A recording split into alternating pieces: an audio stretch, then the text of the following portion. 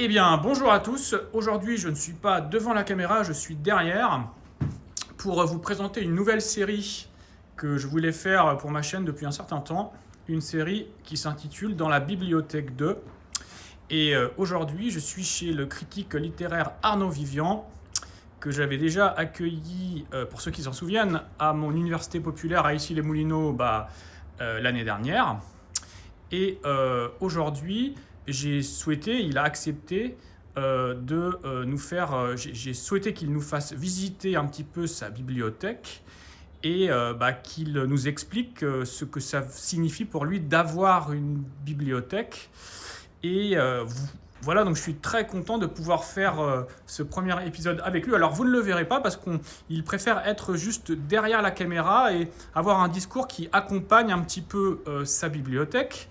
Depuis quelques semaines, quelques mois, Arnaud a lancé sur les réseaux sociaux, pour ceux qui le suivent, une opération qui s'appelle Les trésors de ma bibliothèque, où chaque jour il sort un trésor, un livre qui a une valeur particulière. Après, il va nous en montrer quelques-uns. Donc, moi, j'avais d'un côté ce désir de faire cette série dans la bibliothèque 2, en allant explorer les bibliothèque de certaines personnalités, et lui il avait lancé de son côté cette série Un trésor de ma bibliothèque. Donc je me suis dit finalement pour ce premier épisode, quoi de mieux que d'aller regarder la bibliothèque d'un critique littéraire professionnel, donc de quelqu'un pour qui la bibliothèque est en quelque sorte son outil de travail, son quotidien, sa vie, quoi. Voilà.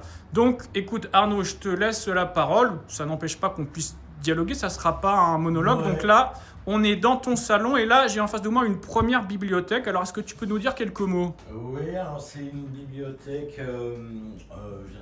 Il y a deux bibliothèques en fait dans cet espace qui a été donc construite. Parce qu'il y a une chose très importante, je crois, à dire, c'est que la bibliothèque, pour commencer, c'est un meuble. Et c'est très important de le considérer encore comme un meuble, même si aujourd'hui nos bibliothèques ne sont plus aussi ouvragées qu'elles pouvaient l'être autrefois, avec des protections d'ailleurs, parce que les livres sont une matière relativement sensible malgré tout, d'autant qu'ils sont de moins en moins bien fabriqués de nos jours, avec la colle qui a tendance à se décoller précisément avec le temps et la chaleur, etc. Donc ce sont des objets particulièrement sensibles, et en même temps, personnellement, j'ai envie de les considérer toujours comme des choses qui n'ont pas de... Leur valeur ne tient pas à ça. Et mon opération, là, que j'appelle chaque jour un trésor de ma bibliothèque, donc j'en sors un quotidiennement pour le montrer, cette opération a débuté quand j'ai trouvé ce mot trésor. Qu'est-ce que c'est qu'un trésor ? Moi, je crois qu'un trésor, et c'est ce qui me différencie de la bibliophilie, c'est qu'un trésor, c'est pas quelque chose qu'on a acheté. Un trésor, c'est quelque chose qu'on a trouvé. Et donc, ça peut être évidemment chez un bouquiniste. Moi, je trouve des livres chez les bouquinistes que j'adore fréquenter, et donc que j'achète pour mais c'est aussi quelque chose qu'on vous a donné, un trésor. Et surtout, la définition, je pense, la plus importante d'un trésor, c'est quelque chose que, si vous le perdez, vous regretterez toujours. Vous penserez toujours à cet objet que vous avez perdu et qui vous manquera toujours. C'est ça, un trésor. Et c'est donc de la même manière que Musil parlait d'un homme sans qualité, on peut dire qu'un trésor, c'est aussi un livre qui peut paraître sans qualité aux yeux extérieurs. Il ne s'agit pas d'un trésor de la littérature, ça n'a rien à voir. Il s'agit de quelque chose sur lequel vous avez investi, fétichisé suffisamment pour qu'il soit dans votre... Alors, une bibliothèque, c'est d'abord un paysage. Moi, je passe des heures à regarder mes livres, et de me dire, ah oui, mais la plupart d'entre eux, je les ai lus, mais certains, je ne les ai pas lus. Certains, je les ai complètement oubliés. Je les ressors, je feuillette 2 pages. C'est un mouvement.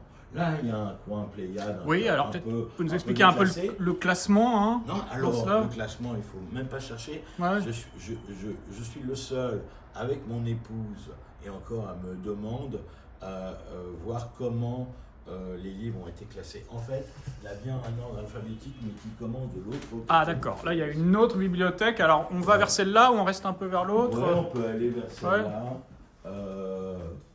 Donc c'est le début là en fait. Donc c'est plus ou moins classé par ordre alphabétique. Ouais, on voit Araki là. Voilà, donc normalement là on est du côté des A, des B. Il se trouve que dans une bibliothèque, ce que vous découvrez. Beckett, là c'est les lettres de Beckett, là je vois. Ouais. Un volume. Puisqu'il y en a, je ne sais pas combien. 3, je crois. Ouais. Ah là je vois une biographie de Breton, donc là on est encore dans les B. Ouais, on est de ce Alors, côté-là. Parfois, il y a des auteurs dont je possède tellement d'ouvrages, parce que en fait, cette bibliothèque a été conçue plutôt intelligemment, parce que il faut penser la taille des livres. C'est très compliqué. Les livres n'ont pas tous la même taille. Ouais, bah oui, puis il y a les livres de poche, là, les grands formats. Et puis, il y a des auteurs sur lesquels j'ai beaucoup de livres. Par exemple, il y a tout un rayon de Deleuze, oui, je vois, d'accord. Donc, il y a des rayons comme ça aussi qui sont. Voilà. Et donc, en fait, on descend et on arrive au H. Mais tout ça dans une espèce de, j'ai envie de dire, de bordel, hein, très visible, mais qui fait que je sais à peu près, normalement, où sont les livres. Ouais, c'est ça. Même si certains, je les cherche. Et puis, ça peut être un plaisir de chercher un livre. C'est une chasse au trésor, justement, un petit peu. On retrouve l'image. Il faut que la bibliothèque reproduise effectivement cette idée de chasse au trésor, sachant que le trésor, on sait qu'il est là. On ne le retrouve pas, mais il n'a pas pu disparaître. Et donc je vois là par exemple des livres qui sont en mode horizontal là, ici, là est-ce que c'est pourquoi? Parce que là ici les Deleuze là aussi là. Pour essayer d'en mettre le plus possible. Oui, c'est ça, en fait, sur un espace relativement réduit, et puis pour avoir cette idée du paysage. Parce que moi je déteste les bibliothèques bien classées, bien rangées. Oui, la mienne est un peu comme ça, je dois dire. Moi j'aime bien l'effet un peu collection, tous les livres de la même collection et tout, j'aime bien ça. Un peu comme dans les librairies, quoi. Voilà. Donc, chaque fois. Alors, il y a évidemment quelque chose qui tient d'ailleurs de l'idée de la librairie, c'est ce que j'appellerais le livre en façade. Là, je pense là. Voilà, ah oui, c'est vrai. Oui, ça, je pratique pas trop ça, oui. Le livre en façade. Alors le tumulte de Paris d'Éric Hazan, qui est à peu près. D'un point de vue alphabétique, au-dessus des Kristeva, etc. Voilà, c'est KH, c'est pas là où il y a le plus grand nombre d'écrivains. On voit que l'ordre alphabétique, quand même, les plus grands nombres d'écrivains, c'est B, C, D. C'est comme tout, d'ailleurs, comme les groupes de rock. Il y en a beaucoup plus en B que. Et alors, il y a un truc qui m'intrigue là, c'est de voir ces volumes de l'Encyclopédia Universalis là. Pourquoi est-ce que tu les gardes? On dirait à l'ère de Wikipédia, de machin, de ChatGPT. Pourquoi avoir encore l'Encyclopédia Universalis? Pour le coup, c'est pour une raison sentimentale, de décoration ou de... Non, purement sentimentale. C'est-à-dire que cette édition-là de l'Encyclopédie Universalis, puisqu'il y en avait une chaque année avec des additifs, en fait, il faut voir que l'idée d'Universalis, c'est Wikipédia avant Wikipédia. C'est Wikipédia sous forme de papier, ce qui évidemment prend beaucoup de place. Et donc j'avais 13-14 ans et quelqu'un m'a offert, ce qui valait quand même relativement cher, les 20 volumes de l'encyclopédie. Et j'ai fait toute ma scolarité, c'est-à-dire de la seconde jusqu'au CAPES, avec cette encyclopédie, puisque le savoir, évidemment, sur les choses scientifiques évolue, mais l'article sur Platon dans l'Encyclopédie Universalis n'est pas forcément mal vieilli, et il y a des très grands écrivains qui ont écrit des articles, donc c'est une forme de savoir. que je n'utilise plus, à dire vrai, Oui. mais dont je ne peux pas symboliquement Te me séparer. séparer. Même si l'universalisme, maintenant, elle est en ligne et tout, depuis 20 ans et tout, Aux grandes dames de... tu peux pas te séparer de... les 4 volumes Oui, noirs, et les là, 4 volumes noirs, c'est quoi justement? Je me posais la question. C'est le Littré. Ah, le Littré, d'accord. Alors, dans une édition de quelle année? J'ai aucune idée. Ouais.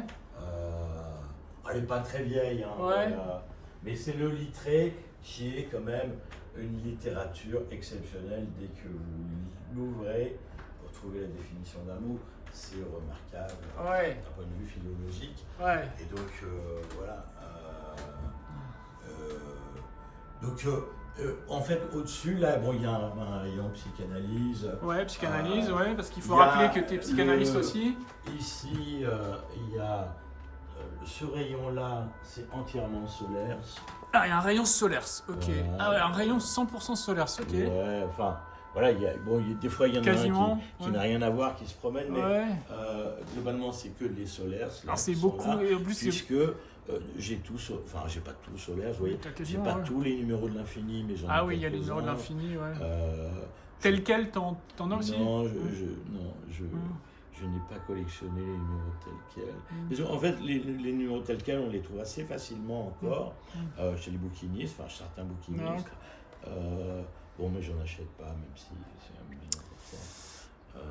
Et alors, bon, Solaire, tu le connaissais, et je sais pas, je te pose une question. Est-ce que dans ta bibliothèque, tu as des livres qui te sont dédicacés et où la dédicace a un sens particulier par rapport à une relation que tu avais avec un écrivain ou au moment de cette relation avec lui? Ah oui, bien sûr. Ouais. Bon, bah Ça, on va Ah oui, on est ça, là on le pour verra les dans la petite livres. séquence d'après, ok. Ouais. Ok, Non, ok. Mais mais en fait, le plus intéressant, c'est que il y avait un écrivain, je ne sais plus lequel, qui avait dit cette chose que je trouvais remarquable, parce que on est face à un problème quand même. Quand on aime les livres, c'est donc le volume.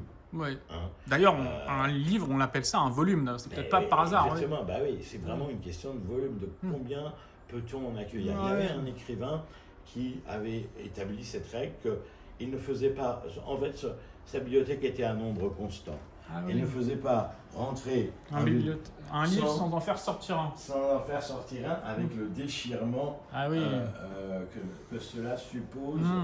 Et donc il y a quand même un effet d'accumulation Ouais. avec le temps.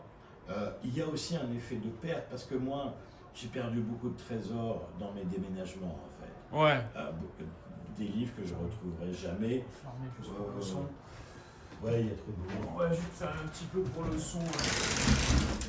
Voilà, ce sera mieux. Et donc, Oui, il y a les livres qu'on perd, il y a les livres qu'on prête et qu'on nous rend pas. moi j'ai arrêté de prêter. T'as arrêté de prêter des livres, Il oui. faut jamais prêter. Ouais, des livres. bah ouais. J'ai perdu un trésor inestimable à un connard à qui je l'ai prêté. Ouais. Je lui en veux encore, quoi. Ah, c'était quoi comme livre? C'est un livre introuvable aujourd'hui, qui sont les premiers textes d'un de mes écrivains préférés, journalistes préférés, critiques de rock préférés, qui s'appelle Bayon, et qui écrivait à Libération. Et il avait un recueil de ses chroniques, ses toutes premières chroniques dans Libération, Ouais. et qui ne sera jamais réédité, parce qu'il y avait des choses qui paraîtraient extrêmement dérangeantes aujourd'hui. Enfin bref, je l'ai prêté, et cet abruti ne me l'a jamais rendu, et je ne le retrouverai jamais. Ça, c'est ça, l'idée du trésor, c'est ce qu'on regrettera d'avoir perdu d'une manière ou d'une autre. Prêter mes livres, je me souviens d'avoir prêté à quelqu'un un Modiano dédicacé, qui est mon Modiano préféré. Ah oui, dédicacé en plus, ouais. Il a été perdu dans un taxi. Je suis encore malade. Il y a des choses comme ça. Donc, après, il faut ne jamais sombrer dans le fétichisme. C'est pas non plus des choses très graves. Ouais. Là, ce petit livre. Parce que moi, j'aime beaucoup les petits livres. Les petits livres, ouais. Hein, je trouve ça, parce que c'est quand même un avantage, vous voyez, un petit livre de Simone Veil, qui n'est pas la meilleure édition. Ouais. Celle-là est celle d'Alia, mais elle est très jolie. Ouais. Et il lui manque la préface d'André Breton et la préface de Alain, le philosophe Alain, Oui, qui a été le professeur Sœur. de philosophie Ouais. de Simone Veil. Henri IV, oui, tout à fait. Et bon, ce texte-là, pour moi, est le texte le plus déterminant qu'on ait écrit sur la politique et qui est toujours d'actualité Ah oui, pour la d'accord. suppression générale des Mm. partis politiques. Mm. C'est en fonction de ce livre Mm. que je me suis moi-même présenté aux élections législatives Ouais, où j'ai obtenu 197 voix, oui. très exactement, Ouais. dans le 18e arrondissement. Et donc, mais c'était sur la foi de ce livre, c'est-à-dire il faut, si on supprime les partis politiques, eh bien il faut que des gens se présentent. Mais c'est impossible dans le système actuel. Mm. Donc c'est une démonstration par l'absurde de ce texte de Simone Veil que tout le monde devrait lire et tout le monde devrait surtout comprendre. Ouais. La préface de Breton est remarquable. D'accord, ok.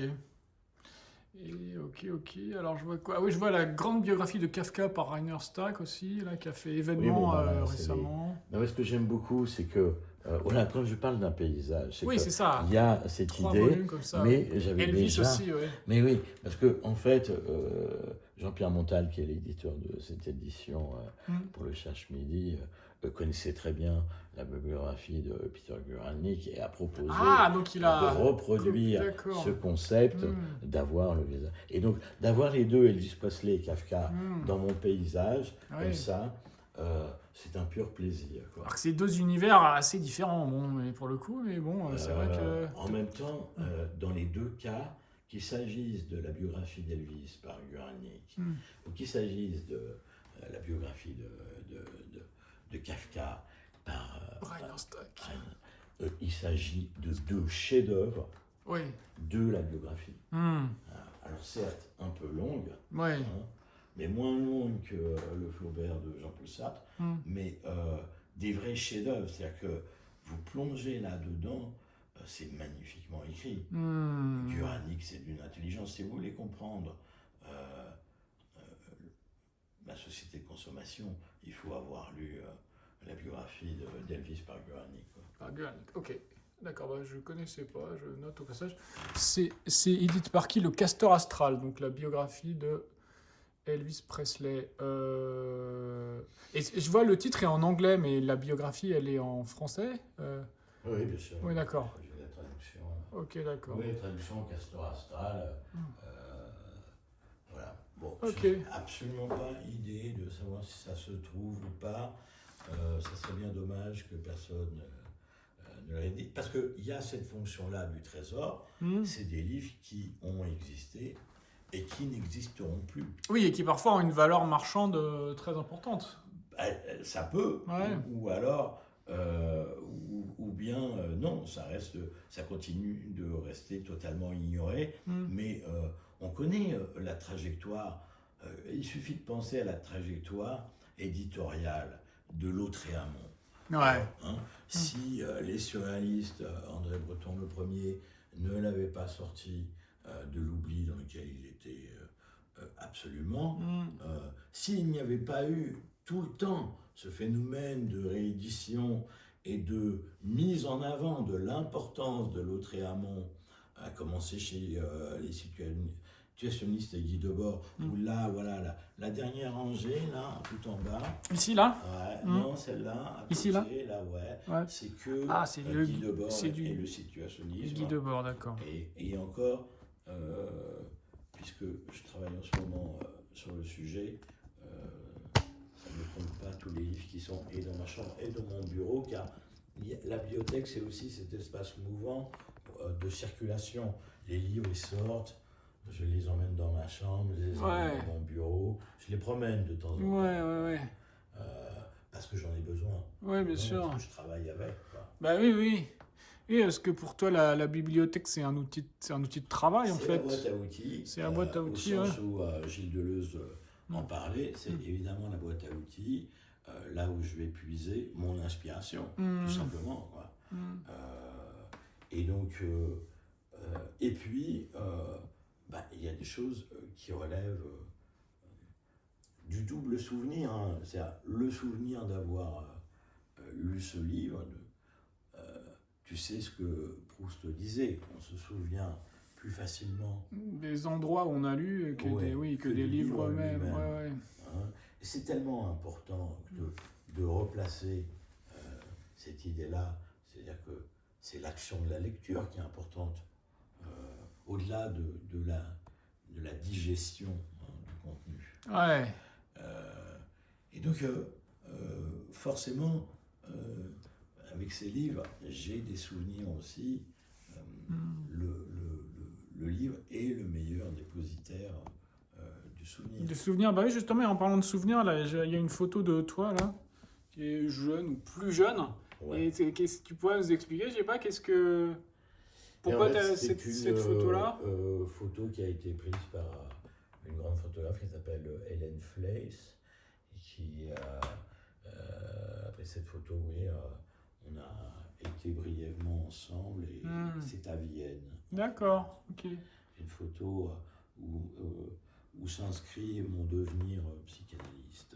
D'accord, bah oui, on voit le divan, effectivement. Et pourtant, je n'y pensais pas à l'époque. Bah ouais, c'était inconscient. Ouais, absolument. Alors, donc, Vas-y. une fois que j'ai trouvé l'idée de ce mot trésor, qui n'est pas dans la valeur bibliophile, j'ai très peu de choses bibliophiliques. Oui, t'as pas de livre qui valent très cher sur l'Argus ou le... Absolument pas. T'es pas dans cette recherche-là. Non. Je suis tombé un jour chez un bouquiniste près de Drouot sur ça. Ouais. C'est-à-dire ces volumes verts là. Ouais. En maroquin vert. Et c'est quoi? Ce sont les œuvres complètes de Jean Paulhan. Ah oui. Et donc je suis rentré, j'avais vu ça et soudainement je voyais un trésor dans une vitrine. Ouais. Ma fascination pour Jean Paulhan allait commencer, venait de commencer. Et donc je rentre, je dis combien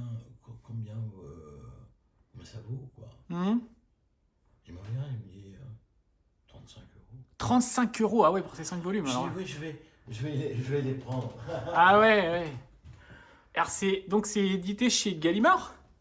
Non, pas du tout. Ah non, c'est... Ah non, et c'est Parce là, que du coup, c'est là où l'histoire littéraire est cruelle et sanguinaire, j'ai envie de dire. Attends, on peut prendre un volume pour l'ouvrir, pour regarder ou... Gallimard a refusé de publier les œuvres complètes.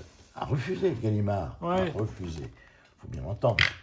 Les œuvres complètes de Paulhan, qui les a publiées chez Tchou. Chez Tchou, ah d'accord. Tchou qui était un éditeur très important de cette époque. Cercle du livre précieux. D'accord. Voilà. Alors là, il y a absolument tout Jean Paulhan. Ah d'accord. Cercle du livre précieux, parce que tu disais que c'était Tchou. Oui, mais je crois que c'est Tchou. En fait, c'est l'édition de Tchou.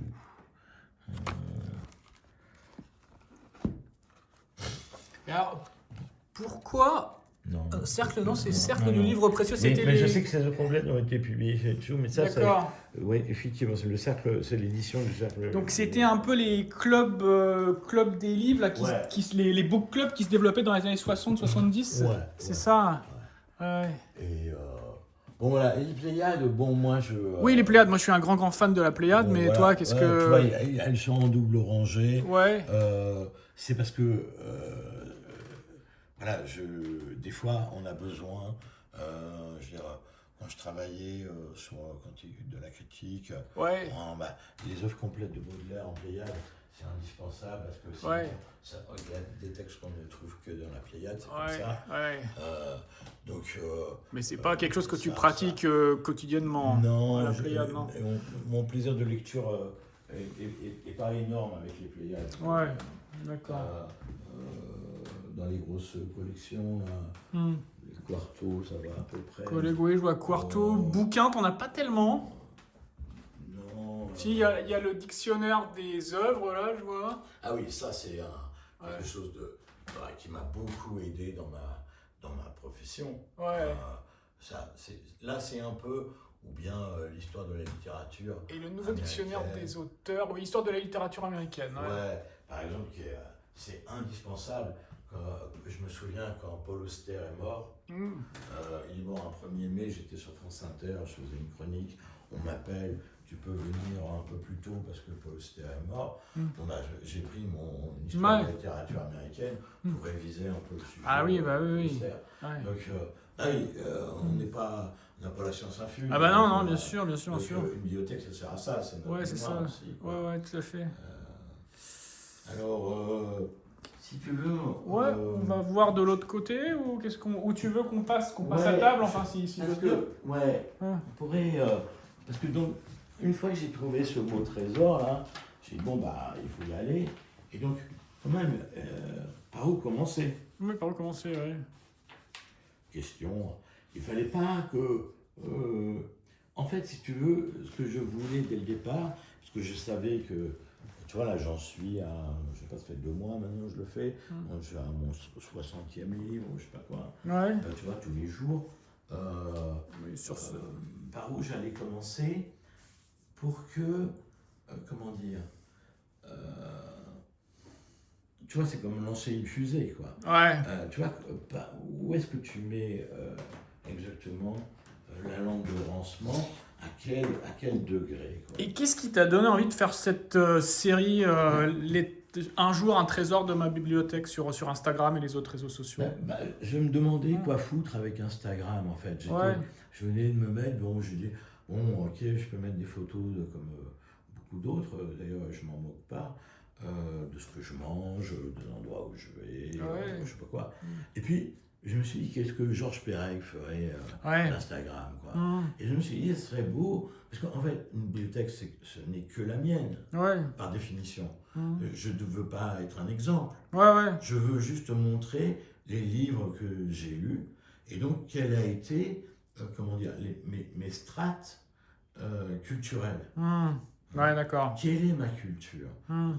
Parce que c'est une culture non pas qui a été choisie par les autres, c'est une culture que je me suis choisie moi. Mais cette bibliothèque témoigne de la culture que je me suis choisie. Qu'il s'agisse de BDSM, qu'il s'agisse de communisme, parce qu'il y a beaucoup de livres qui renvoient au communisme d'une manière ou d'une autre. C'est ma culture, qu'il s'agisse du rock, qu'il s'agisse évidemment de littérature. Alors, c'est une bibliothèque aussi de critique littéraire au sens où elle témoigne des 30 ans. J'ai commencé à peu près dans les années 90. Donc, je suis le contemporain de Guillaume Dustan, de Édouard Levé, dont j'ai mis des livres assez rapidement comme trésor de ma bibliothèque, parce qu'il y a 2 sortes d'écrivains.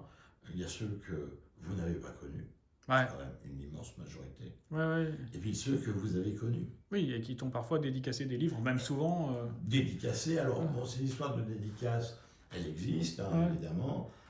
L'art de la dédicace est en train de se perdre très nettement, par ailleurs. Je le constate là, sur une trentaine d'années, que les gens ne savent plus, entre guillemets, faire une dédicace. Quand je vois la dédicace cordialement... Oui, c'est ça, les trucs complètement standardisés, quoi. Aucun intérêt, une dédicace est une dédicace. Donc ça se perd.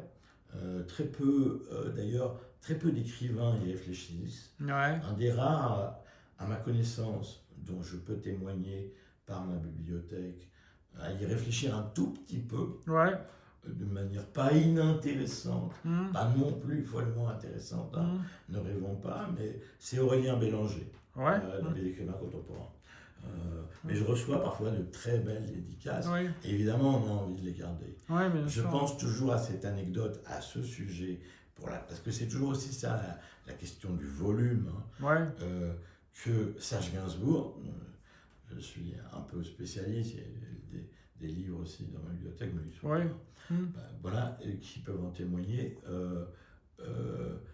avait une habitude, c'est qu'il gardait uniquement la dédicace et il jetait le bouquin. Ah oui, tiens, c'est étonnant ça comme pratique. Non, parce que ça faisait beaucoup moins de volume. Oui, Donc il voulait bien garder la dédicace. Il gardait ça comme un autographe, c'était plus une dédicace. Comme un autographe, mais bon, il est de la génération, si on peut dire, des autographes.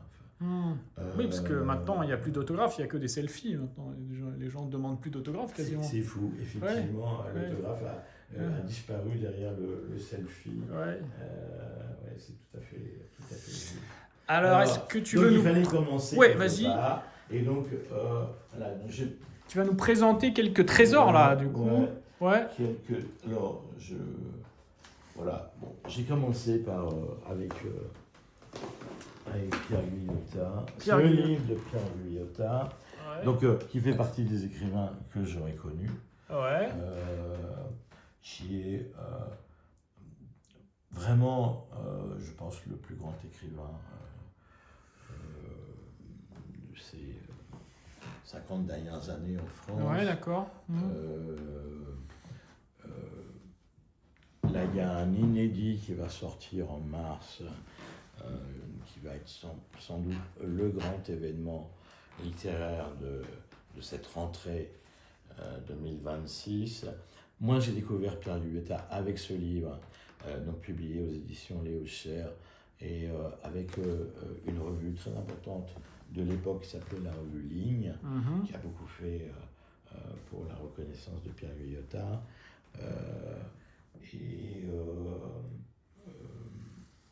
Tu peux rappeler en 2 mots, pour ceux qui ne le connaissent pas, qui Pierre Guyotat c'est un écrivain qui arrive avec un livre qui va être immédiatement censuré. D'ailleurs, ses 2 premiers livres vont être censurés d'une manière ou d'une autre. Au moment de la guerre d'Algérie, ça... Oui, c'est un livre sur la guerre d'Algérie qui s'appelle Tombeau pour 500 000 soldats. Voilà, qui est un chef-d'œuvre absolu. Il va reproduire une censure, mais là du côté de la pornographie avec Eden, qui va être à la fois un livre loué par Michel Foucault, Roland Barthes, Philippe Solers, puisqu'ils vont faire 3 préfaces pour justifier de l'importance de ce 3 livre. préfaces. Oui, Eden, 3 mots et 3 préfaces. Et qui sont signés Roland Barthes, Philippe Solers et Michel Foucault. Et ce qui n'empêchera pas le livre d'être entre guillemets censuré. Donc c'est toute une histoire que je raconte dans Cantique de la critique. Oui, Cantique de la critique, tout à fait. D'ailleurs. Et donc Pierre Guyotat, je le découvre avec ce livre d'explication, qui est un livre d'interview, très simple à lire. Un livre d'entretien. Oui, moi j'aime bien les livres d'entretien, souvent ça permet de faire un peu une synthèse. Pierre Guyotat en a fait plusieurs, et qui, parce que c'est une œuvre, on va dire, difficile, pour moi, pourquoi Pierre Guyotat est cet immense écrivain? Avec Marianne Alphand. Avec Marianne Alphand, qui est une très grande journaliste et une très bonne écrivaine aussi, qui publie chez POL des livres. Le dernier s'appelle Poussière.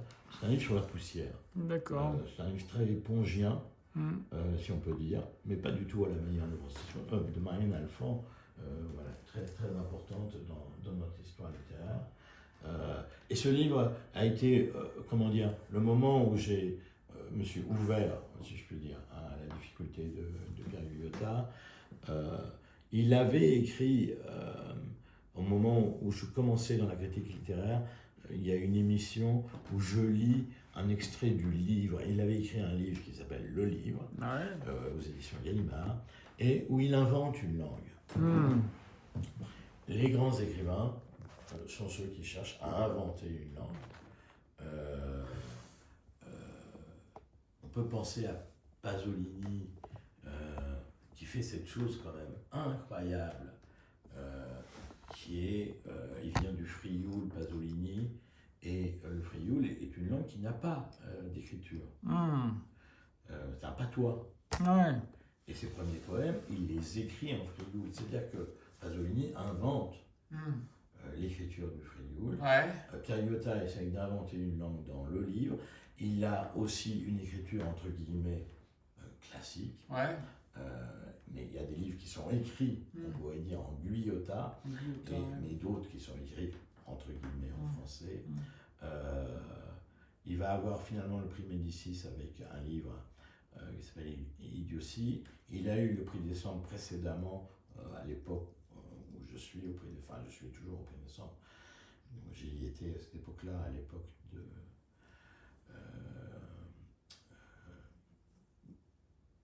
j'aurais été à la glorieuse époque où il y avait Solers. Et dans Station Goncourt, alors tu racontes que grâce à ce prix, enfin je ne sais pas, il vivait dans une roulotte et Exactement. il a pu s'acheter son premier Exactement. appart, c'est ça? Voilà. Ouais. Et il a pu s'acheter un lit. Il a pu s'acheter un lit en fait. Voilà, Oui. je lui demande qu'est-ce que vous allez faire de la somme qui était assez importante, il s'agissait de 30 000 euros. Ouais. Et il m'a dit très doucement, je l'ai vu une autre fois, j'ai fait son portrait pour le magazine Transfuge. Et il était en clinique à l'époque, il venait d'être opéré. Il allait décéder assez. Et donc il est mort à la fin des années 90, c'est ça? Ah non, pas du tout. Il est mort dans les années 2000? Oui. 2015? Il meurt 2 ans avant Solers. Ah d'accord, donc début 2020, oui, d'accord. Oui, Ok, ça, ok. ouais. Ils sont octogénaires. Il y a cette phrase que m'a racontée Solers d'ailleurs. Ils se connaissent très bien. Solers a été l'éditeur de Pierre Lyotta, Ouais. il était un grand défenseur de Pierre Lyotta, qui, d'une certaine manière, lui faisait de l'ombre. Hein. Lui, Solers pensait qu'il était le plus grand écrivain. Mais en fait, c'est des écrivains très différents. Et l'histoire de la grandeur n'a aucune importance. Ils ont été très complices, en tout cas. Ouais. Et donc, ils ont tous les deux 80 berges. Enfin, ils deviennent octogénaires, ils se croisent. Et Lyotta lui dit cette phrase admirable: ça y est, nous sommes entrés dans le champ de tir. Ah oui. Ouais. Et le premier qui sera descendu, c'est Lyotta, et Solers 2 ou 3 ans plus tard. Alors ce livre, est-ce qu'il a... Non, il n'a pas de dédicace, non? Non, il n'y a pas de dédicace, mais en revanche, tu vois, il y a des notes. Hein. Ouais. J'écris sur le livre, je corne beaucoup. Ouais, tu cornes, ouais. Voilà. Maintenant, j'essaye de le faire plutôt. À l'époque, je ne me déjeunais pas. Même... Donc, voilà, c'est... Et donc, ça a été ma découverte de Pierre Lyotta. Encore une fois, voilà, on va s'apercevoir de plus en plus qu'il est le plus grand écrivain. Alors ça, tu te souviens de quand tu l'as acquis, ce livre? Ben, je l'ai reçu en service de presse. Tu l'as reçu en service de presse? C'est l'avantage. À l'époque, j'étais assez proche de Léo Cher, l'éditeur. Et donc, j'ai eu la chance de recevoir tous les... C'est 2000, effectivement, 2000. Voilà. Il y a un petit mot, là. Non, c'est moi. Ça c'est toi, ouais, d'accord. Ouais. D'accord. Donc voilà, donc j'avais décidé ça. Le deuxième, on en a parlé. On en a parlé. Ça a été celui-ci avec, donc ça c'est la bonne édition, avec la préface d'André Breton et le texte d'Alain. Alain qui n'est pas spécialement un homme de gauche, hein, et qui signale toute la grandeur, et qui signale aussi de manière très émouvante l'impressionnante élève qu'il a eu avec... oui, Alain était rat de soc quand même. Ouais. Après, bon, c'était pas un révolutionnaire, c'est sûr. Non, pas américain. Ouais, vas-y. Note sur la suppression générale des partis politiques. Donc ça c'est chez Climat. Et donc là, il y a la préface de Breton, là, dans cette édition-là. D'accord. Préface de Breton et préface ce texte d'Alain, qui paraissent... parce qu'en fait, c'est paru après sa mort, hein, ce texte.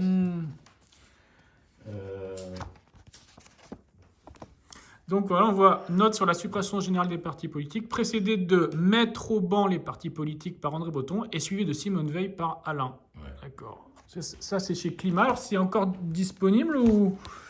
Je pense pas. Ouais. Je pense pas. Après, moi, tous les livres se trouvent. Hein. Franchement, on va pas citer de marque, mais il y a des sites sur lesquels vous trouvez à peu près tous les livres.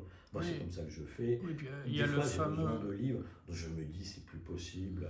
Un vieux... je cherchais un... Oui, maintenant, on trouve tout, ouais. En fait, on trouve tout. Avec le fameux site chasse aux livres aussi, je pense que ça... que Amazon, pour ne pas citer... de marque. D'accord. Amazon a été fondé par...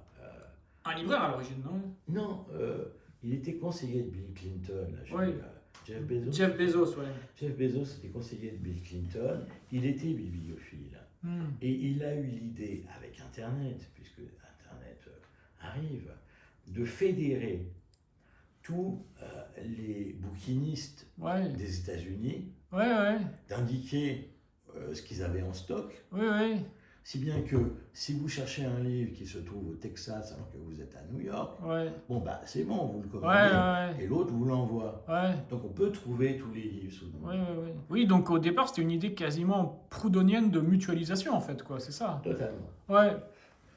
Le truc, c'est qu'après, au lieu de se contenter de ça, Mm.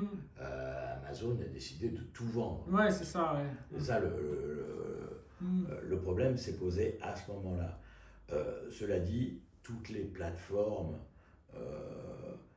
type la Fnac ou Gibert ont exactement, parce qu'en fait, c'est pas chez Gibert ou à la Fnac ou même chez Amazon Ouais. que se trouvent les livres. Ouais. Amazon n'est que l'intermédiaire Ouais, ouais, ouais, bien sûr. de gens qui disent moi, voilà, je suis à Besançon et je possède tel livre, ou Ouais. j'ai la collection complète des tels quels Oui, oui, que je vends. Quoi. ouais, tout à fait, tout à fait, tout à fait. Et alors, ce livre, tu te souviens, tu l'avais acheté, tu l'avais reçu ou tu l'avais... J'ai dû le recevoir. Ouais. Ouais. Mm. Ce qui est formidable, si tu veux, parce que on peut dire que c'est pas du tout une manière de caricaturer, mais quand tu es critique littéraire, tu gagnes, moi je gagne quasiment rien Mm. de mon travail. Ouais, En revanche, je gagne tous ces livres ouais. Mm. que je reçois. Donc, on retrouve la notion de trésor, justement. Tu peux voir, pas pour tous, mais bon, en tout cas... Pour... Non, parce que les livres, tu vois, d'abord, ils ne deviennent de trésors qu'à partir quand même du moment où tu les as lus, Mm. tu vois, et donc tu as pris connaissance de leur contenu. Ouais. Mm.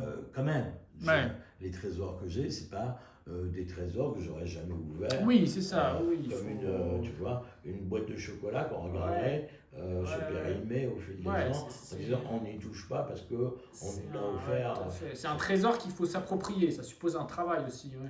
Si tu lis pas le livre, tu peux pas parler de trésor. Ouais.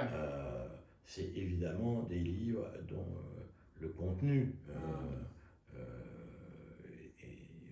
est primordial. Enfin, je veux dire, Mm. c'est pas du tout l'objet, quoi. Mm. Mais il s'incarne à travers un objet. Mm. Et tu vois, j'ai les 2 éditions de Simone Veil. Oui. Je la garde précieusement parce que je la trouve très belle. La petite Ouais, édition qu'on a vu tout à publiée l'heure, par ouais. les éditions Alia, qui pour le coup doit être toujours disponible. Hein. Ouais. Mm. Et Oui, donc on peut avoir plusieurs éditions d'un même livre aussi. bah, quand tu vois,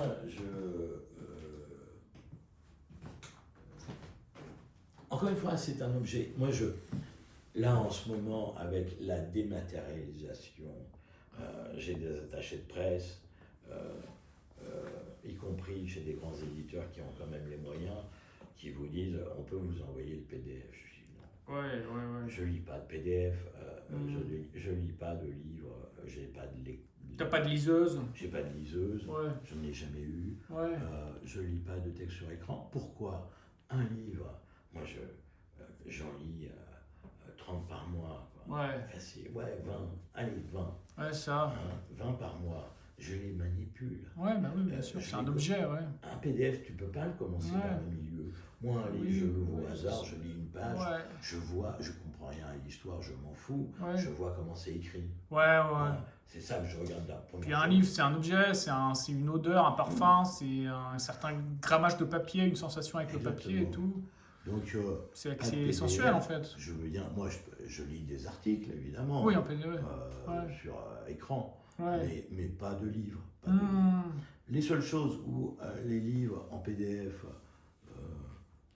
ça peut être intéressant, c'est pour les études universitaires. Ouais. Au sens où la recherche de mots est Oui. un outil formidable. Ouais. Hmm. Donc, bon, là, c'est autre chose.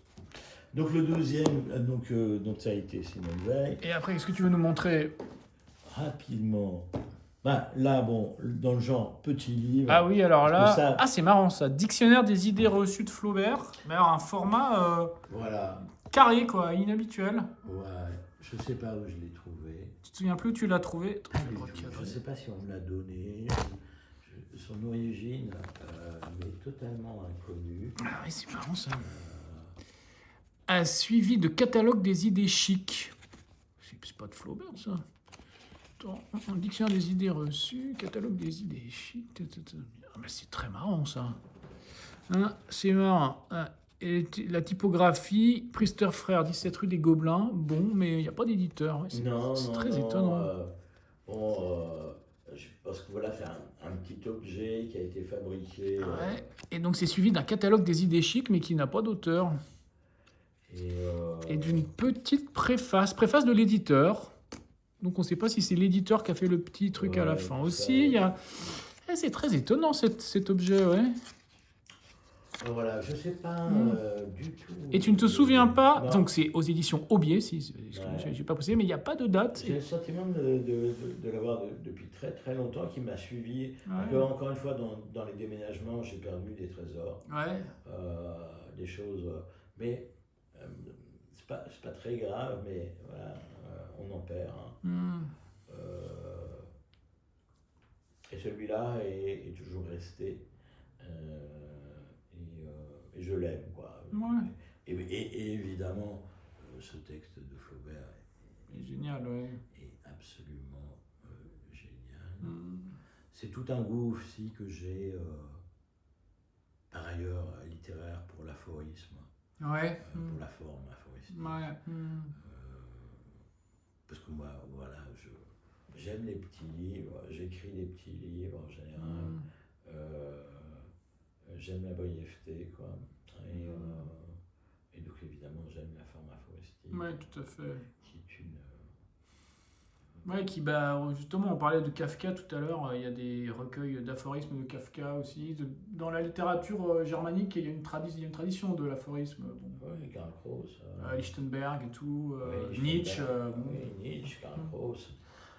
Après, en français, on a l'impression que ça s'est un peu plus perdu après les moralistes des 17e et 18e siècle, à part Sioran, un petit peu, qui est peut-être le dernier. Dominique Noguez on a publié. Sylvain Tesson aussi, il a fait 2 livres d'aphorismes. Moi, j'aime. C'est une forme qui m'intéresse. Ah oui, moi aussi, ouais. Qui rejoint assez d'ailleurs, tu sais, Jean Paulhan, donc. Qui est très important pour moi dans mon panthéon, qui est devenu très important, a beaucoup travaillé sur la forme proverbiale, qui est encore autre chose à côté de l'aphorisme. Et puis Debord aussi, l'aphorisme, chez Debord c'est très important, même s'il ne se présente pas sous la forme de recueil d'aphorismes. Je ne suis pas tellement pour la forme recueil d'aphorismes, sauf chez Lichtenberg, là bon ça va, mais en général ça fonctionne pas si bien. Ce que j'aime, c'est l'aphorisme glissé dans la prose, comme un alexandrin caché dans la prose. J'aime ça, quoi. Debord est un spécialiste de ça, de la formule. Oui, la formule. Le sens de la formule. Barthes pouvait l'avoir aussi, sans avoir fait de recueil d'aphorismes, il avait ce sens de la formule. Ce qu'il appelle le punctum, c'est ça? Le punctum, le trait, quoi. Qui est très proche aussi d'ailleurs de l'esprit psychanalytique. Oui. Là, il y a, c'est une manière de. Le mot d'esprit et son lien avec l'inconscient, c'est ça? Exactement. C'est une manière d'être dans. Oui, un mot d'esprit, c'est un peu une photographie de l'inconscient, un instantané de l'inconscient, un petit peu ça. On n'est jamais très loin du lapsus. Oui, c'est vrai, Donc voilà, c'est vraiment oui, c'est vrai. Un mot d'esprit, c'est une espèce de lapsus contrôlé, en fait, ou mis en forme par la conscience, un peu. Avec la fonction de l'humour, évidemment, qui est primordiale dans cette affaire. Parce que c'est vrai que ça vient comme ça, un peu comme un retour du refoulé, quoi, justement, qui exprime quelque chose. Et surtout du refoulé du langage, c'est quand même une manière de dire, je vais utiliser le langage dans son économie, justement, propre. Voilà, c'est... même si, à l'arrivée, words. Ouais, Alors, Denis après, il y a Roche, Denis Roche, Louve oui, Basse. j'ai mis. Ce n'est assez- pas le mot qui fait la guerre, c'est la mort. Voilà. Un roman au seuil, publié chez Fiction et compagnie. Que Denis Roche va diriger.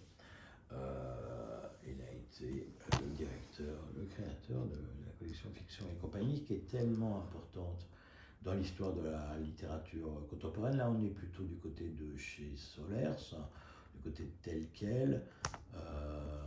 Denis Roche est aussi photographe et il est poète. C'est avant tout comme ça qu'il se présente. C'est un poète. Louba, c'est dans une sorte de recueil. Alors, c'est quoi ce livre? Pour moi, alors, c'est un pourquoi roman. je l'ai mis là aussi important dans mon panthéon, c'est que il est quand même là au début. Donc, on est en 1976, là, hein, c'est ça? Voilà, et je Donc, l'achète. presque il y a 50 ans, ouais. Je l'achète à ce moment-là. C'est le 8e titre de la collection. Voilà, Mm. c'est la première fois que j'achète un livre de littérature. Ah oui, d'accord, donc c'est un livre qui est important. De littérature, qu'on va dire en plus, entre guillemets, expérimentale. Ouais. Hein. Même si ce mot ne veut pas dire grand-chose, même si dans le cas de Denis Roche, il veut aussi dire quelque chose. C'est quelqu'un que j'ai interviewé, que j'ai rencontré. J'ai interviewé pour Libération et que j'admire profondément, qui a un rapport très juste avec ce qu'est la littérature, ce qu'elle peut être. Et quand on lit Louve Basse, on est sous le choc immédiat. Ouais. Là aussi, d'un langage auquel nous ne sommes pas habitués. Mm. C'est un lecteur d'Ezra Pound, c'est le traducteur d'Ezra Pound de Denis Roche aussi, Ah oui, le d'accord. traducteur des Cantos. Mm. On est dans cette filiation-là, Mm. de cette expérimentation-là du langage dans les années, donc lui, les années 70, on est après 68, c'est encore une fois, il est de l'école telle quelle, avec Solers, de ce mouvement-là, très lacanien aussi, enfin, pas lui particulièrement, mais on est quand même dans cette révolution du langage qui est conduite à la fois par les écrivains, comme Guy Lyotard, comme Denis Roche, comme Philippe Solers, à l'époque qui écrit Paradis, on n'est pas du tout dans ce qu'il va écrire ensuite après Femme, dans les années 80, on est encore dans l'expérimentation et c'est prodigieux. C'est prodigieux. Paradis, le plus grand chef-d'œuvre de Philippe Solers, je pense le livre qui va rester absolument. Et Denis Roche est plus cher encore à mon cœur parce que encore moins poseur, quoi. Encore plus désaffecté. Et il a écrit un recueil de poèmes qui s'appelle La poésie est inadmissible, qui doit être là quelque part. Mais celui-là, voilà, c'est ma tendresse, parce qu'il y a toujours un moment où, je pense, dans la vie d'un lecteur, on a un choc littéraire. C'était ton premier grand choc littéraire? Bon, enfin, il y a eu La Nausée, tu avais dit, mais c'était plus dans les classiques, quand tu étais ado, ça? Oui, parce que La Nausée, c'était pas mon contemporain. Oui. Denis Roche, non, c'était mon contemporain. Et d'ailleurs, quand j'arrive à Libé, une des premières choses que je demande, je peux voir Denis Roche, qui sortait justement ce recueil complet, enfin ses œuvres complètes, poétiques complètes, qui s'appelle La poésie est inadmissible. Et donc c'est un contemporain, voilà. C'est un peu comme quand j'ai rencontré Solers pour la première fois, que je lisais, avant de le rencontrer, je l'avais lu, quoi. Donc on rencontre un contemporain, Guy Lyotard, je l'ai rencontré aussi. Évidemment, Guy Lyotard, quand même, encore une fois, j'y reviens, c'est peut-être la seule personne, une des 2 ou 3 personnes de ma vie que j'ai rencontrées et qui était soudainement l'incarnation du poète. Ah oui, D'accord. où on se dit, Ouais. ah oui, c'est ça un poète. Dans sa manière d'être au monde. Oui. Ouais. La manière d'être au monde. Oui, il avait même pas de lit avant. C'est vrai La que c'est clair. manière d'être au monde. C'est digne de Diogène. Ouais, c'est ça, de ouais. Diogène. Mais on sait que par de nombreux témoignages d'écrivains, on sait comment Verlaine, de son vivant, était considéré par tous, par Huysmans, par Gide, par Zola, par Mallarmé, Oui. puisque Verlaine était toujours vivant, il Oui. a vécu assez vieux, là, Oui, oui, comme le prince des poètes, mais l'incarnation même Ouais, ouais. de l'idée poétique de vivre. Parce que Ouais. il y a des gens qui écrivent des poèmes, on voit bien que Saint John Perse ne pouvait pas être l'incarnation Ouais. du poète. Ouais, ouais. Tu comprends ce que je veux dire? Ouais, ouais. Ah, c'est vrai, c'est ça.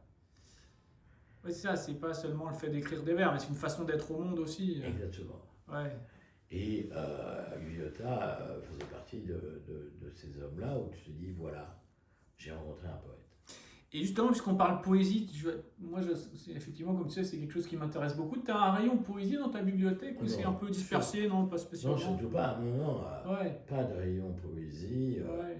Jamais. Non, les poètes sont là par ordre alphabétique. Voilà. Ouais, d'accord. Donc c'est Donc, comme. là, bon, là, j'ai un recueil. Là, tu vois, il y a ce numéro de la revue Bizarre. Oui, bizarre, tiens, justement, tu peux nous expliquer? Le dossier Rimbaud. Bon, ça, c'est une acquisition, un cadeau qu'on m'a fait récemment. Ça se trouve encore, c'est pas très onéreux. Mais surtout, il y a donc l'affaire Rimbaud avec cette collection d'articles très impressionnants et surtout celui de Étiamble qui est une autre de. Voilà, on a un peu oublié Étiamble. Étiamble, oui. Et dans ma bibliothèque, j'ai pas mal de livres d'Étiamble Ouais. sur lesquels j'ai donné des conférences en Chine en fait. Ah oui. Ouais, Hmm. parce que c'était un grand sinologue.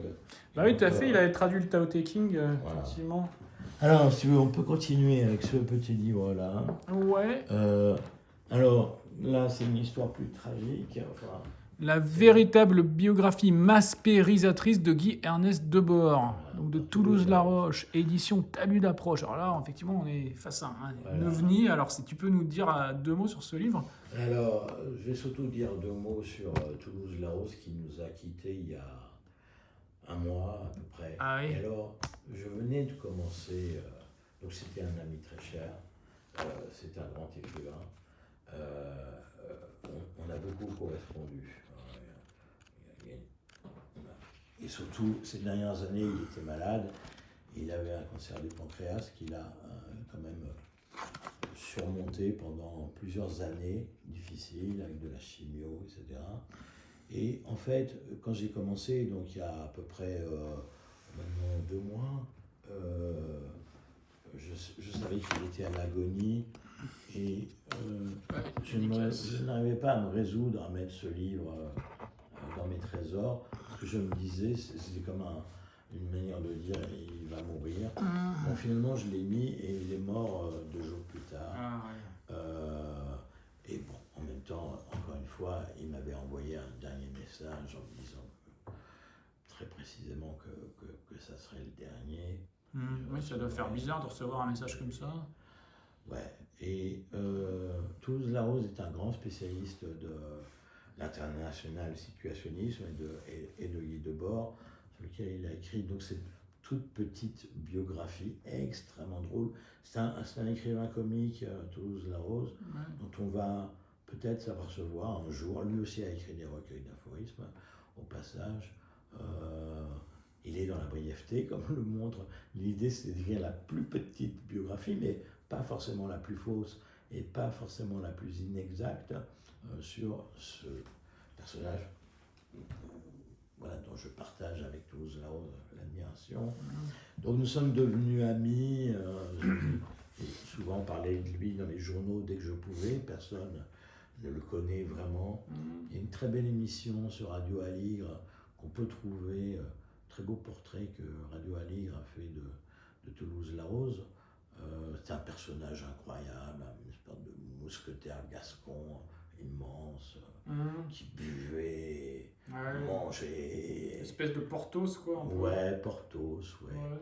Et voilà, et donc, bon. Et.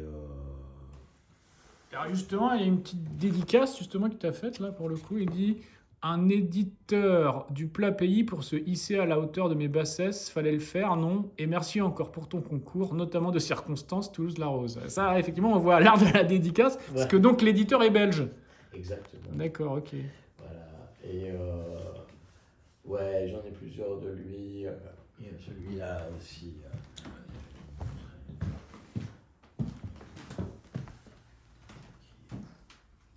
Que je dis toujours, c'est la plus belle virgule de la littérature française. En tout cas, l'une des plus belles. C'est. Ah, on va voir, pour en finir, virgule, avec Guy Debord. Ah oui, Eh tout, oui. tout est dans la virgule là. Tout est dans la virgule. Voilà. Donc, mesdames, messieurs, vous venez de voir la plus belle virgule de la littérature française. Donc, c'est pas rien quand même. Donc, Ouais. voilà, vous avez pas fait le déplacement, enfin, au moins le visionnage pour rien, vous voyez. Bah, ouais. Donc, chez le même éditeur. Mais tu vois, ça a l'air d'être une blague, mais pas trop en Mm. fait. C'est parce que la littérature, c'est ça, quoi. Hmm. Se dire, tu vois bien que c'est pas du tout la même chose. Oui, parce Mais si on n'y fait pas attention, on comprend évidemment pour en finir avec Guy Debord. Bah oui, c'est ça, ouais. Alors que non, c'est pour en finir. Oui, parce que des livres, pour en finir avec, il y en a des wagons, mais là, effectivement, le fait de mettre une virgule, ça change tout, quoi. Ouais, effectivement, ça pourrait être une définition de la littérature, c'est mettre une virgule et tout changer, en fait. Exactement. Ouais. Ouais. Et rien que pour ça, tu vois que c'est Toulouse-la-Rose, alors que tu n'as rien lu d'autre que le titre de Bah ce oui. livre, Mm. et déjà un grand écrivain. Ouais, tout à fait. Et là, il n'est pas dédicacé celui-là. Ah si, directement du producteur au consommateur à Arnaud Vivian, communiste génial, amitié, Toulouse-la-Rose. Ouais, tu vois, encore une dédicace sympa. Effectivement. Et là, je suis cité des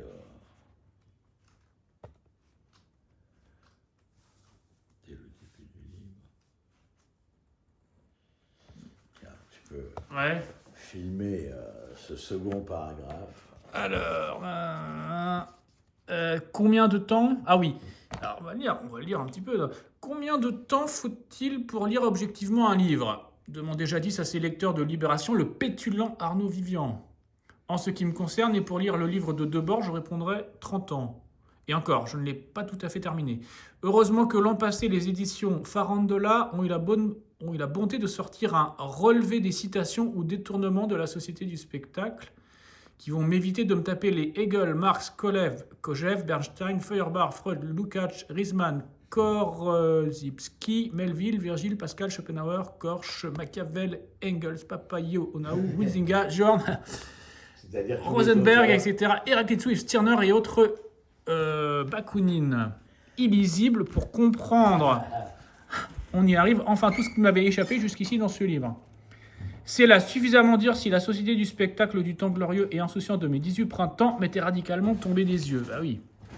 Et parce que la société du spectacle, c'est un gigantesque palimpseste de toute la littérature et la philosophie occidentale, quoi. Enfin, d'une bonne partie, ouais. Mais en fait, Guy Debord n'est pas le contemporain de Georges Perec pour rien. Ils ont eu la même idée. Ouais. Que Georges Perec aussi, on dit qu'un homme qui dort, il n'en a écrit aucune phrase. Ah oui. Vous voyez, ce n'est qu'une compilation de phrases qu'il aurait trouvées ailleurs. Ouais. C'est comme ça qu'il aurait composé Un homme qui dort, qui à mon avis est son chef-d'œuvre par ailleurs. Mais donc voilà, mon pauvre Toulouse, mon Ah bah vieil écoute, ami. on pense à lui, voilà, un Ouais, petit et hommage. surtout, j'espère que voilà, moi je garde ça là pour le coup très précieusement parce que là ça va être difficile à trouver, mais il y a toujours l'espoir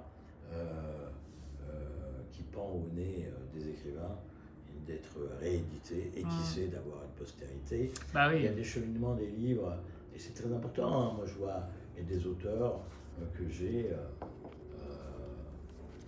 Je ne sais même pas si on trouve Louve Basse très facilement aujourd'hui. Ah oui, Je ne j'ai suis pas pas... sûr que ce soit en poche. Donc, les livres, il faut bien voir ça, hein, ils disparaissent. Ils disparaissent, oui, oui, tout à fait. Et donc, il faut quand même avoir cette conscience-là. Alors, Alors, Celui-là, la suite. Ah oui, alors, que, un donc, petit j'ai côté trouvé- BDSM, ouais. donc je suis passionné par la littérature sadomasochiste, Ouais. BDSM comme on dit maintenant, sous l'influence anglo-saxonne, désastreuse influence anglo-saxonne. Bernard Montorgueil, dressage, suivi de... Attends, je lis. Une brune piquante, les 4 jeudis, Barbara. Voilà. On ne sait pas trop qui était Bernard Montorgueil. Oh, c'était un nom de plume. Non, surtout, on n'arrive Ah. même pas à savoir qui il était véritablement. Beaucoup de gens ont cherché. C'est à la fois un écrivain, il écrit ses contes, souvent sadomasochistes, Ouais. et qui les illustre aussi. Hmm. C'est lui qui fait les... Ah, c'est lui qui fait les illustrations. Exactement. Ah Donc, oui, c'était, d'accord. des livres donc, aujourd'hui qui étaient publiés sous le manteau, évidemment. Hmm. Hein, c'est les livres sous le manteau, Ouais. ou sous le comptoir. En réalité, c'était surtout sous le comptoir. C'est une tradition qui va durer jusque dans les années 50, 60. Hein. Hmm. Ah, effectivement, bon, c'est très illustré. Emmanuel est vendu sous le comptoir par Eric Losfeld à l'origine. Hmm. Emmanuel, c'est la fin des années 60, c'est le début des années 60. Ah oui, d'accord. Début, non. 70, non? Je crois. Non, le film. Ah, le film, oui. Le film, mais le livre, c'est bien avant. Hmm. Non, je crois que c'est 58, le premier Emmanuel, parce qu'après il y en aura. Donc c'est le grand livre du mois. Alors c'est marrant, ça, c'était publié dans les book clubs, ces trucs. Oui, parce que là c'est une réédition. Oui, c'est une réédition. euh, 1997. Mais qui ne se trouve plus facilement. D'accord. Et Bernard Montorgueil, ses fantasmes sont absolument. Je veux dire, aujourd'hui on parle de queer ou de transgenre, etc. Mais Ouais. ces concepts-là, ils sont déjà là dans la littérature de Montorgueil de manière très impressionnante. Ouais, d'accord. Et donc, bon, celui-là, donc, parce que j'ai décidé dans mes trésors de faire une subdivision qui est ces dimanches chez BDSM. Oui. J'ai une grosse collection. Ouais, est-ce que tu veux nous montrer un petit peu, du coup, pour qu'on soit dans la continuité là, pour vous montrer un petit peu le rayon BDSM? Non, parce que j'ai pas vraiment de rayon non plus. Oui, c'est un peu dispersé. Ils sont rangés, mais je peux te montrer par exemple un livre qui fait partie de ma collection et qui est un des livres rares, quoi.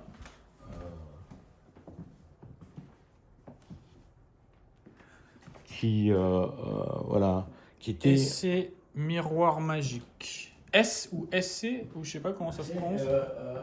Je ne sais pas non plus si on doit dire SC ou S. Je crois qu'on disait S.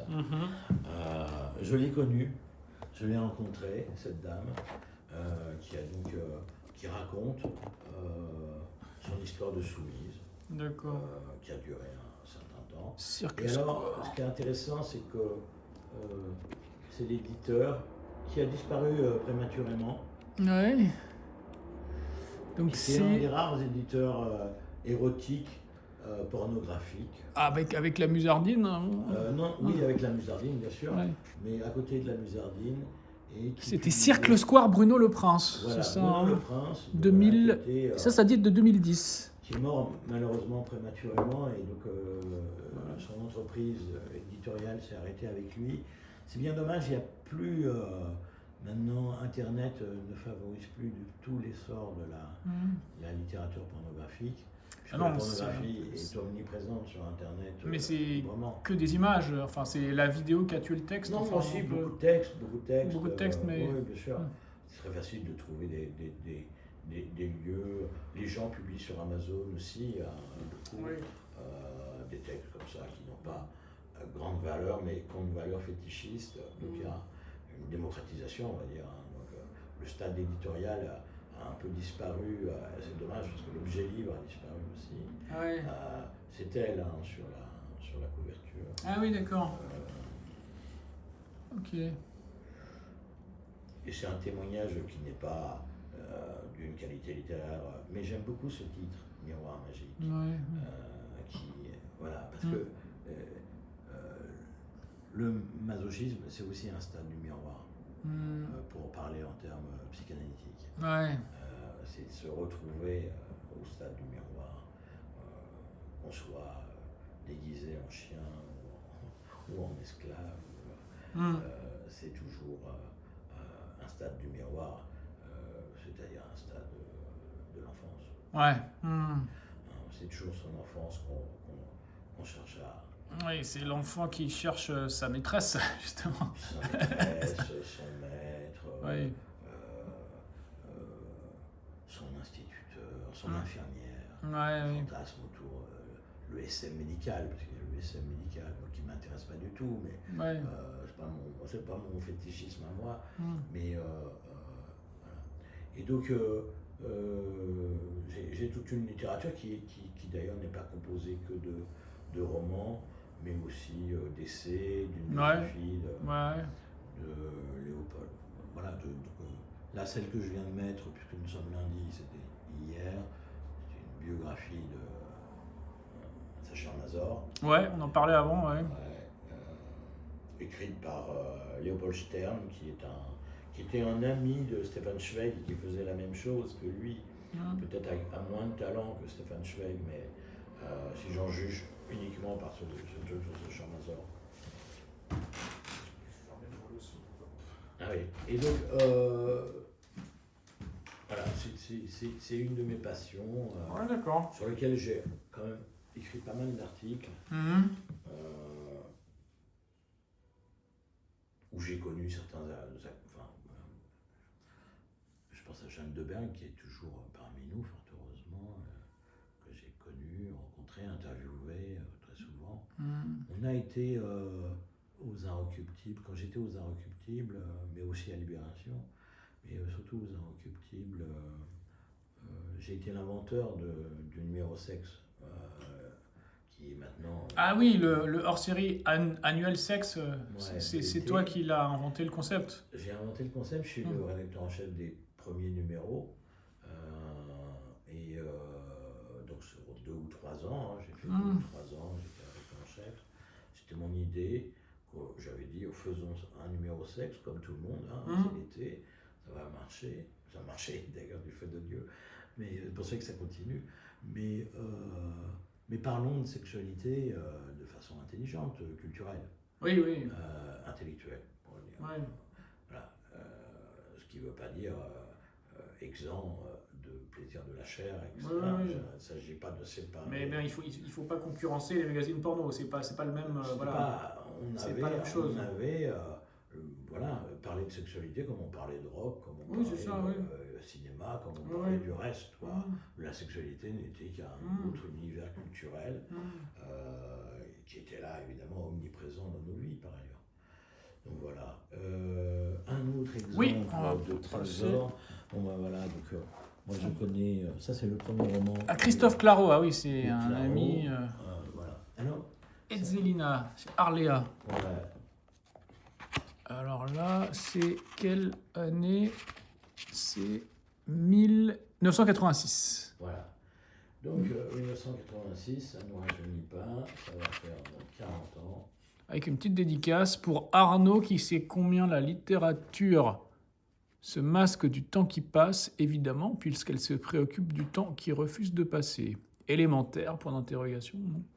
Et c'est une dédicace que tu retrouveras dans mon livre Station Goncourt, Ouais. que je l'ai reproduite. Alors, Et c'est intéressant de lire cette dédicace donc c'est le 40 ans après, justement. C'est évidemment. Ouais. C'est le premier roman de celui qui s'appelle encore Christophe Claro, maintenant qui signe Claro, tout simplement. Edzelina, qu'il publie chez Arléa. Et donc, on s'est connus 4 ans auparavant, je crois, 3 ans auparavant, en Cagne. En Cagne, à la Canale. À la Canale. Ouais. Et donc, peut-être même plus rapidement que ça, 2 ans plus tard, donc il publie son premier roman, Edzelina. Et donc, ce qui est intéressant, c'est que, comme tu peux le voir, il y a une... Oui, il y a une lettre à l'intérieur. Et donc, ça aussi, voilà, alors, elle date de 1995, donc elle est beaucoup plus tardive. mais je l'ai rangé là, Ouais. précieusement, pour savoir. Et donc voilà, c'est aussi ça, un livre, c'est ce que on range dedans. Oui, parfois, avant, les gens mettaient aussi, enfin, parfois des critiques dans les journaux, des choses comme ça. Exactement. Ouais. Et donc,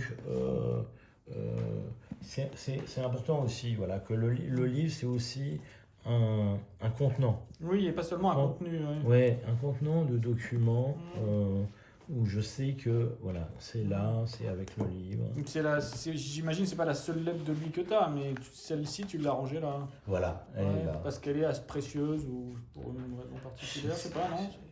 J'ai oublié. Tu te souviens ce qu'il dit dans cette lettre ou... Ah, bah elle est très belle, hein. Ouais, Elle est très longue, hein. ouais. Elle est très...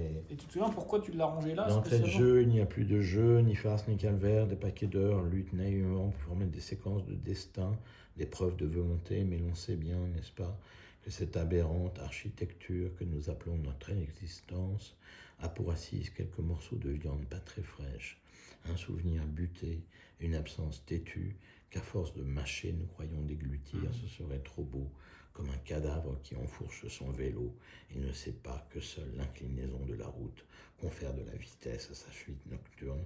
On croit qu'il suffit d'appuyer sur la pédale pour faire tourner la roue.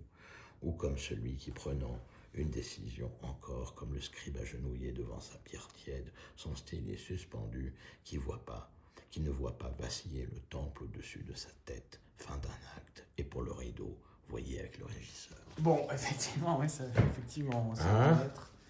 C'est une lettre. C'est quelque chose quand même. Ouais, c'est pas une lettre. Salut, comment ça va, quoi. Ouais. Ok.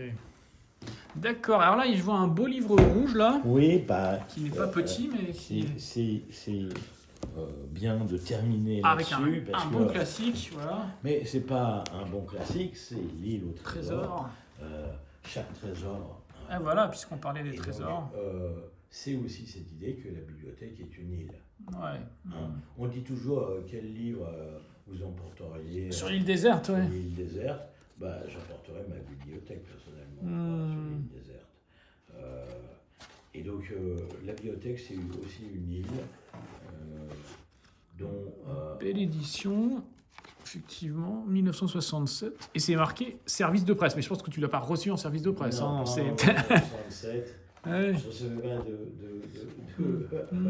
de service de presse dans ma petite enfance. Mais Édition Gauthier Langros. ouais, en fait, c'est une édition que j'ai dû acheter. J'avais la mère de mon grand-fils fait un travail universitaire sur l'île au trésor et je pense que je lui avais acheté cette édition qui est très belle, très joliment illustrée. Ouais. Voilà, qui rappelle ce qu'a pu être le livre d'enfant à une époque. Qui est donc le texte intégralement reproduit et avec des illustrations peu nombreuses mais très travaillées. Ouais. Et donc voilà, c'est une jolie, voilà, quand même. Tout à fait, ouais. Belle illustration comme on savait en Belle faire, illustration, ouais, effectivement. qui rappelle un peu Les éditions Hetzel exactement de Jules Verne, ouais. les Jules Verne. Intéressant parce que j'ai appris que par un spécialiste de Flaubert, que Flaubert avait toujours refusé, alors qu'on lui proposait des montagnes d'or et qu'il n'avait pas vraiment d'argent à cette époque-là, Ah oui. il a toujours refusé qu'il y ait des Oui. éditions illustrées de Salammbô. Tout à fait, mais de Madame Bovary déjà, on lui a Ouais. proposé aussi, ouais. Voilà, il était contre les éditions illustrées, c'est intéressant, puisque c'est à la même époque, et que... Donc, et alors, pour terminer, je vais t'offrir un trésor. Ah, c'est sympa. Alors là, c'est la séquence inédite. Je ne m'y attendais pas, c'était pas préparé. Alors, on va dire que c'est un... Donc, ce que je te disais, un trésor, c'est quelque chose soit qu'on trouve, soit qui vous est donné. Ouais, tout à fait. Un trésor, c'est un cadeau aussi.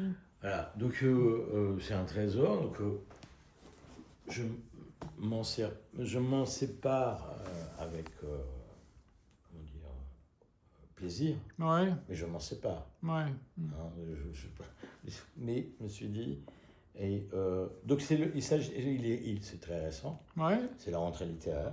ouais. Il s'agit de cet écrivain qui a publié un roman. Clément Camard-Mercier, La tentation artificielle. Voilà, c'est son deuxième roman.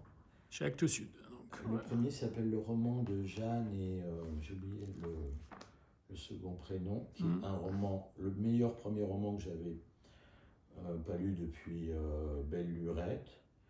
Je n'ai pas réussi à faire en sorte qu'il ait le prix de Flore, ni pour son premier roman qui était incroyable, qui était un roman sur l'addiction, à la fois très drôle et très poignant, sur la rencontre entre une star du porno addict à la coke et un professeur de cinéma addict à la coke aussi. Ah, Un effectivement. ensemble des intoxications. C'est tout un Et donc là, programme. c'est son deuxième roman qui vient de sortir à la rentrée. Ouais. Quasiment personne n'en a parlé, c'est malheureux. Ouais. C'est un roman magnifique, avec des références à Huysmans. Hein, c'est un roman. Il écrit d'une manière assez, comment dire, luxuriante. Ouais. Camard-Mercier, qui est par ailleurs traducteur de Shakespeare. Ah. Et donc, c'est intéressant de le savoir parce que, pour le lire. C'est un roman sur l'intelligence artificielle, c'est de Tarte à la crème. Ouais. Sans doute le roman le plus drôle et malin sur le sujet. Et donc, si je te l'offre, c'est parce qu'il est dédicacé. Ouais. Tu peux regarder. Ouais, on peut lire. Ah ouais, j'ai vu la dédicace. Alors, pour le coup, tu disais que l'art de la dédicace avait tendance à se perdre. Voilà, on a une dédicace pas mal. Donc, à Arnaud Vivian, l'un de mes premiers soutiens et à jamais mon premier entretien. D'un roman l'autre entre réel, imaginaire et symbolique, la loi de l'homme restera à jamais la loi du langage avec toute ma gratitude. Ouais, ça, c'est plein, hein, cordialement, quoi. Effectivement, là, c'est une dédicace d'un écrivain, quoi. Exactement. Avec cette virgule, la loi de l'homme restera à jamais, virgule, la loi du langage. Avec la petite virgule qui change tout aussi. Là, tu vois Ouais, tout se tient. Ouais. Et Alors qu'on aurait pu s'en passer. Et est-ce que tu veux qu'on aille faire un petit tour dans la bibliothèque de travail de l'entrée? Tu veux nous montrer ou... Ouais, si tu veux. Ouais. Enfin, c'est pas moins intéressant. Pour voir une autre bibliothèque. D'abord, Parce que ça, c'est la bibliothèque. Alors voilà, là, c'est ton... non, mais là, donc voilà. cette bibliothèque-là, à peu près, là, toute celle-là, c'est la bibliothèque des nouveautés et ces piles-là aussi. Voilà, donc là, on voit effectivement... Ça, c'est ce que tu reçois enfin, pas chaque jour, mais c'est l'accumulation de plusieurs jours de... Oui, non, je reçois à peu près, je n'ai jamais fait le calcul parce que ça dépend des périodes. Là, Oui. si tu veux, là, c'est un peu ce qui va sortir, parce qu'il faut bien que les livres sortent à un moment. Donc, je vais m'en débarrasser d'une manière ou d'une autre. Ouais. Et donc, parce que c'est la fin du processus de la rentrée. Ouais, bah voilà, là, les prix ont que été donnés. j'accueille, là, tu vois, là, parce que j'accueille la rentrée de janvier. Là. Ah oui, d'accord, il y a déjà un peu la rentrée de janvier. Ah oui, la d'accord. rentrée de janvier, là, on est début Ah oui, là, on est décembre. début décembre, on est le 1er décembre. Elle commence à arriver. Donc là, ces étagères, là, c'est tes étagères où les livres vont et viennent. Exactement. Selon. Alors, il y en a, tu vois, par exemple, il y a des livres. Bon, bah, il y a le Mauvigné, là. Oui, il y a le Mauvidier qui a eu le Goncourt. Voilà. Son sort n'est pas scellé encore. Puis j'en donne, hein, bah, tu vois. Le Mauvigné, bon, bah, je vais bien voir. Tu vois, c'est Noël, quoi. Bah oui, c'est ça, on peut toujours offrir un Goncourt à Noël. Voilà, bon, il est dédicacé. Ah, Aucun intérêt, sa dédicace. Voilà. Oui. Une dédicace sans Hop, voilà. ça c'est le truc. Voilà, donc on va se faire un ami en montrant une dédicace sans intérêt. Voilà, bah bien cordialement, vous voyez. Voilà ce que c'est une dédicace de prix Goncourt, écriture. Voilà, c'est ça. C'est pas super. Je sais pas ce que tu as pensé de ce livre, puisque c'est le prix Goncourt de l'année, parlons-en. Toi, Ouais, je peux en parler longuement. Ouais. Non, mais comment dire, je l'ai lu. Je trouve ça assez kitsch, donc ça fonctionne bien sur cette idée d'une histoire assez, kitsch, un peu comme un grand film classique. Ouais, d'accord. Comme ça, sur 2 générations de femmes, mère et fille. Hein. C'est aussi un grand livre sur mère et fille. C'est un livre assez triste, en fait. C'est ça qui me... Moi, voilà.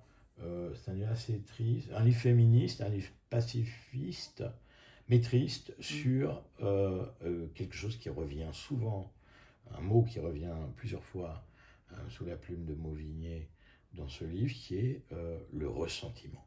Ah oui. Le ressentiment des générations entre elles, des personnes entre elles, qui est la chose la plus moche qui soit, le ressentiment. Le ressentiment, mais pensé de façon générationnelle, quoi. Oui, en plus. Quoi. Ouais. Et donc, pour moi, c'est un livre très... alors, je comprends, parce que je ne doute pas de son succès. Et encore une fois, je dirais qu'il n'est pas volé, quoi. Oui, c'est pas volé. C'est pas un succès volé. Et puis c'est les éditions de Minuit, c'est pas, Mais, ils ont un concours tous les 10 ans ou 15 ans. Donc, bon. En fait, contrairement à ce qu'on dit et répète bêtement, ce n'est pas un roman familial, même si c'est bien de ça dont il s'agit, d'une famille. C'est un roman national. Ouais. C'est un roman national, et cette maison vide, c'est aussi la nation vide. Ah oui.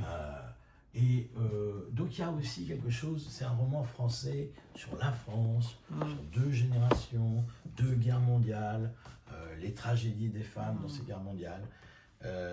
Et oui, il y a quelque chose de triste et quelque chose aussi de la maison vide, c'est aussi la nation vide. Et donc pour moi, ce qui n'est pas du tout ce que je pense politiquement, c'est aussi un comment dire, le roman de la fin d'une petite bourgeoisie, en fait, dans ce qu'elle a pu postuler comme idéal de vie. Ouais, d'accord. Et là, bah tiens, là, je vois tes livres aussi, d'ailleurs. Voilà, tu vois. Il y a un rayon pour tes livres ou... Exactement, ouais. C'est voilà. le rayon où sont tous mes livres. Bon, ça, je vais pas les qualifier de trésors. Enfin bon, je garde quand même... Voilà, on a parlé. Bah, je vous rappelle, hein, tant que j'y suis sur ma chaîne, hein, on a fait 2 conférences et 2 rencontres sur Station Goncourt. Et sur l'autre, Quantique de la critique. Donc voilà, si vous vous intéressez à ma chaîne et au contenu, bah, n'hésitez pas à aller voir la vidéo. Et il y a à chaque fois pour chacun de ces titres une conférence de votre serviteur où j'essaie de résumer le livre et une rencontre avec Arnaud. Voilà, vous pouvez aller regarder ça sur ma chaîne. Voilà, je vais juste montrer un de mes trésors. Allez, vas-y. Allez, Gainsbourg, voilà. Pour frimer. Non, parce que j'ai écrit un livre sur Gainsbourg, mais ce livre a été traduit en japonais. Ah, bah c'est cool ça, oui. Voilà. Effectivement. Donc, Arnaud Vivian, d'accord. Voilà. Bon, c'est ma seule traduction à ce jour. C'est assez beau. Hein. Ouais. D'ailleurs, le livre est plus beau que l'édition française, qui est épuisée, elle aussi. Et alors là, après, dans les autres... Alors après, tu vois, là, il y a les Sarthes. Là, il y a les Sarthes. Là, là, il y a les Sarthes, là. Pourquoi ils sont là, me demande pas, parce qu'en fait, j'ai pas fini vraiment de ranger ma bibliothèque. Oui, de toute façon, c'est un travail sans fin, non ? Voilà, ça aussi. Donc, ça aussi, les choses que j'ai publiées, pas forcément des livres, mais des textes en revue, etc. Stupéfiant, tiens, on voit du Sacher Masoch, là, tiens. Oui, effectivement, donc il faut rappeler qu'il a ses œuvres, enfin, aux éditions bouquins, j'avais oublié ça. Oui, il y a les bons, et il y a aussi des Gainsbourg à côté. Ouais. Là, c'est un peu le bordel, mais c'est juste que moi, je sais où sont à peu près les livres. Là, c'est... on peut dire que c'est un... Ah oui, là, Écrit stupéfiant, c'est les anthologies sur les écrivains et la drogue de Cécile Guibert, ça, ouais, qui est un livre remarquable, tout à fait remarquable. Sparbeck, qui est un des écrivains pornographiques Ah d'accord, Sparbeck. Donc la Musardine dont on parlait tout à l'heure, c'est un auteur que je connais pas. Si vous ne connaissez pas Sparbeck, vous allez avoir beaucoup de plaisir. Voilà. Idée de cadeau de Noël, offrir à votre grand-mère, enfin je sais. Un très beau... Dictionnaire de sexologie, vas-y, intéressant très ça. Beau. Alors là, ça c'est un petit peu rare, là, pour le coup. C'est encore ces livres qui se publiaient sous le manteau. C'est magnifique à l'intérieur. Oui, d'accord. Voilà. Et donc, c'est un dictionnaire de sexologie qui se vendait dans les années 30. Et donc, c'était médical. Donc oui, il y a... Pourquoi ça un peu artistique, je vois, mais... c'est surtout aussi... Pourquoi ça se vendait sous le manteau ? Parce que ça relève là encore une fois, là, une image bien oui. sadomaso, hein, c'est Ah un oui. fouet là Ah qu'on oui, voit. Donc c'était aussi le plaisir de ces reproductions qui sont toutes, entre guillemets, ce qu'on appelait à l'époque licencieuses. Là, c'est des photos Ah oui, qui quand sont même. volées Ah oui, dans des d'accord. bordels, enfin Ah oui, pris oui, dans des d'accord. bordels. Ah oui, d'accord. Donc voilà, et des illustrations voilà, qui sont D'accord. d'époque. D'accord. Et ça date de quand, ça? 1930, ça. 1930, c'est, ouais, ouais. d'accord. Bon, encore une fois, voilà, il n'y a aucun nom d'éditeur, il n'y a Mm. rien du tout. Ah C'est oui. un supplément, soi-disant. Je crois qu'on se moque du monde. Oui, c'est une espèce d'ovni, comme ça. Non, c'est vraiment des livres qui étaient pour des libertins, pour Ouais. des amateurs, Ouais. des érotomanes. Là, c'est justement, là, voilà. C'est sur Mazoc, ouais. C'est ce livre dont je parlais. L'amant de la souffrance. Ah, Léopold Stern, d'accord. Voilà, de Léopold Stern, donc cet ami de D'accord. Stefan Zweig. Donc c'est Là, voilà, c'est l'histoire. Ah oui, un grand classique. l'original. Ah bah on retrouve ton ami Jean Paulhan, oui. Et bien sûr, puisque Ouais. tu connais l'histoire. Pauline Réage était la maîtresse, et Dominique Horry était la maîtresse de Jean Paulhan. Et c'était un cadeau d'amour qu'elle lui fait d'écrire Histoire d'eau. Là, tu veux une... voilà, ça c'est la... Un pot vert, bah oui. non, c'est pas ça que je voulais montrer. C'est Pauvert aussi, mais pas celui-là, qui est une étude sur Pauvert, une étude universitaire qui est tout à fait passionnante. J'adore Pauvert comme personnage. Et voilà, ça c'est l'autobiographie de Jean-Jacques Pauvert. La traversée du livre. La Ouais. traversée du livre, avec une formidable dédicace. Très, Ah, très... ah oui. Voilà, la plus longue dédicace que j'ai jamais eue. Ah d'accord. Alors tu veux qu'on la lise?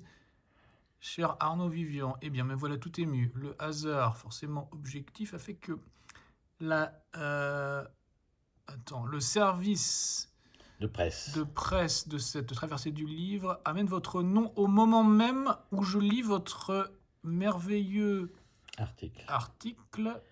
Sans complaisance. Sans complaisance, il m'avait plus marqué. Non, il ne manquerait plus que cela. Ah, il ne manquerait plus que cela, mais d'une constante intelligence, d'une compréhension. Je vois, là, je ne sais pas, d'une. Ouais. Compréhension. Enfin bref. Ouais, il faudrait mettre un petit peu plus C'est une longue histoire, lumière, parce ouais. que en fait, je voulais interviewer Jean-Jacques Pauvert et son éditrice, Viviane Ami, c'est publié chez Viviane Ami, m'avait dit qu'il n'en était pas question car il y avait une exclusivité pour le Nouvel Obs. Et donc ça m'avait rendu fou de rage. Ah ouais. Et j'avais dit très bien, je ferai un article sans interview. Et donc j'ai fait un article très long, très complet sur mon admiration. Voilà, parce que c'est un immense éditeur, Jean-Jacques Pauvert, qui a publié ça quand c'était interdit encore, qui a perdu je ne sais combien de procès, qui s'est relevé je ne sais combien de fois. Donc c'est une très belle histoire.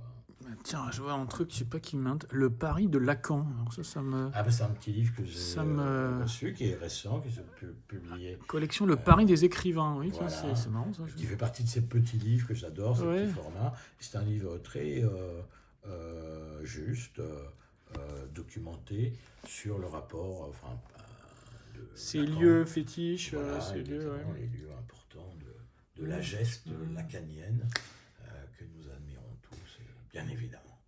Bien évidemment. Et oui, je voulais te poser une question tant qu'on est chez toi aussi, parce que tu passes beaucoup de temps à lire chez toi. En fait, quand tu lis, tu es où? Dans ma chambre. Dans ta chambre plutôt. Est-ce que tu as des livres dans ta chambre? Est-ce que ça te dérange qu'on aille dans ta chambre ou... J'en ai plein, mais... C'est comme tu veux, hein. Je veux pas te... Non, on va pas y aller, mais il y a plein de livres. Alors, au pied de mon lit, Ouais, il faut imaginer un amas de livres, ouais. un peu magmatique. Ouais. Des fois, je les remets en pile, mais en fait, en général, ils sont en vrac, Mmh. qui sont les livres que je suis en train de lire. Et en D'accord. fait, j'ai toujours une vingtaine de livres au pied de mon lit. Ouais, Je lis plusieurs livres en même temps. ouais. Je lis pas qu'un seul livre. Mmh. Voilà, sauf quand ça y est, je suis pris. Et Ouais, et que ça efface les autres, ouais. voilà, j'ai décidé de le finir très Mm. vite. Mais en général, je lis plusieurs livres en même temps. Et voilà, il y a les livres que je dois lire. Ouais. Hein, les livres que j'ai envie de lire parce que je viens de les recevoir, mais je ne dois pas les lire, mais j'ai envie de les lire, envie de voir ce qu'il y a dedans. Ah oui, l'anthologie de l'amour en temps. Bah, ça, j'en avais parlé dans la fringale culturelle, ça, j'avais fait un bloc-notes là-dessus. Bah, c'est très beau ça. Ouais, anthologie de l'amour entrant dans la poésie française. Ouais. Et ben écoute, hop. Bon, écoute, je crois qu'on a fait ça. Bah voilà, écoute, là, je crois qu'on a fait un petit tour, un petit tour de ta bibliothèque. On a vu les trésors. Bah écoute, bah merci beaucoup Arnaud. Je t'en prie. Merci, et puis écoutez, bah merci à tous de nous avoir suivis. J'espère que ça vous a plu, puis j'espère vous retrouver pour d'autres épisodes alors autour de ces dans la bibliothèque de. Merci, au revoir. Upon the rainbow bridge tonight, I could see you